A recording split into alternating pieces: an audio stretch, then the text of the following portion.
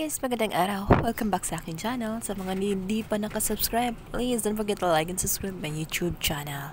You are now route to 20,000 subscriber. Thank you so much guys for all the support. Dito na nga, nakita na nga nila Nat kung gaano ka lupit ang mga reaksyon nitong si Carlos dito sa kanyang anak na si Zoe. Napansin kasi niya nang sa kanilang pag-uusap na talaga mas kinakampihan pa ni Carlos itong si Zoe kesa kay Annalyn. Natalo na talaga itong si Carlos dahil kakaiba nga kung tratuhin niya itong si Zoe. Samantala, sinabihan pa niya itong si Lynette na kung hindi daw niya kayang disiplinahin itong si Annalyn, ay siya na daw ang gagawa para sa kanya. Ganon siya kakontrolling. Galit na galit siya sa ginawa ni Annalyn na pag-imbestiga nga dito kay Zoe. Di nga lubos na maunawaan din ni Lynette ang ikinikilos ng kanyang asawa. At wala rin siyang kamalay-malay sa mga kaganapan sa kanyang bahay na pinasok na nga ang kanilang bahay ng mga masasamang tao. Inaatupag pa niya itong si Zoe. Samantala, dito nga sasabihan ni Do Carlos itong si Annalyn kung bakit hindi niya talaga titigilaan ang kanyang kapatid na si Zoe.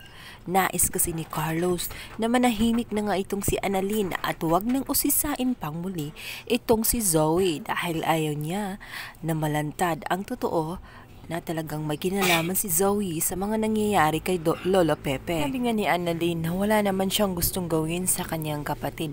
Ang gusto lang naman niya ay malaman ang katotohanan sa likod ng pagkawala ni Lolo Pepe sapagkat napansin kasi niya na may mga tanong sila na hindi nga talaga magsasagot ng totoo nitong si Zoe. Balit galit na sabi nitong si Do Carlos na talagang hindi siya nag-iisip ng maayos kasi hindi niya iniisip kung ano ang magiging consequence sa kanyang mga ginagawa. Maaring malalagay nga sa kahihiyan itong si Zoe at itong kanilang relasyon ay malalagay sa alangan sapagkat mag-aaway lang silang lalo nitong si Zoe sa ginagawa nitong si Annalyn. Samantalang naiisip nga ni Annalyn na palipasin mo na ang mga sandaling iyon upang mawala ang galit nitong si Carlos. Subalit hindi siya titigil sa kanyang mga plano sapagkat alam niya talaga na may kinalaman itong si Zoe at si Moira sa pagkawala ng kanyang lolo.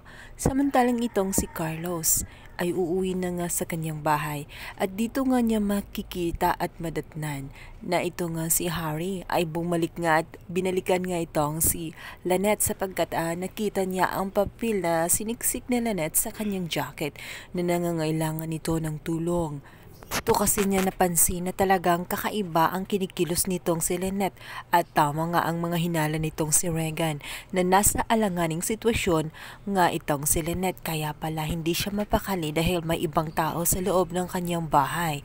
Nakita nga nitong si Harry ang mga hold-upper na gusto sanang saktan nga itong si Lynette. Mabuti na lamang at dumating nga itong si Harry. Subalit sa ginawa ni Harry na pagbalik sa loob ng bahay ng kanyang daddy ay malalagay naman sa alanganin ang kanyang buhay. Subukan niya kasing tulungan itong si Lynette mula sa kamay ng mga masasamang tao. Ngunit malalagay siya sa alanganin sapagkat ang mga taong yun ay may daladalang mga baril at wala siyang kalaban-laban pagdating sa barilan. Balit ito ngang si Harry ay magaling nga sa martial arts kaya magawa niyang makipaglaban gamit ang kanyang mga kamay. Ngunit makakatakas man itong si Lynette mula sa kapahamakan, siya naman ay maiiwan at mababaril nga siya ng isa sa kasamahan ng mga hold-upper. Gugulat nga si Carlos sa pagdating niya sa kanyang bahay dahil makikita nga niya itong si Harry na nakabulagta na nga sa sahig at wala ng malay. Samantalang itong si Lynette ay nahimatay din sapagkat sinuntok nga ito ng isa sa kanilang mga kasamahan. Hindi mapaliwanag ni Carlos ang kanyang mga nakita at hindi niya maintindihan kung sino ang gumawa nito sa kanya. Napansin niya na nawawala na nga ang lahat ng kanyang mga kagamitan. Ang mamahalin niyang gamit ay ninakaw na nga ng mga tauhang iyon. hanggang sa nakaisip siya ng isang konklusyon na maaaring kagagawan iyon ni Moira dahil wala namang ibang gagawa ng masama sa kanila dahil sa pagkakaalam niya wala siyang naging kaaway maliban nitong si Moira na nakasagutan niya ng mga nakaraang araw. Inis na nga itong si Carlos sa mga pinagagawa ni Moira dahil nadadamay na nga ang kanyang pamilya at hindi niya matatanggap na pati ang kanyang anak na si Harry ay madadamay na rin sa mga kawalang hiyaan nitong si Moira.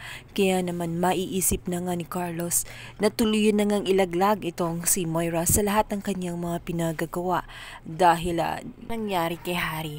Abangan ang mga susunod.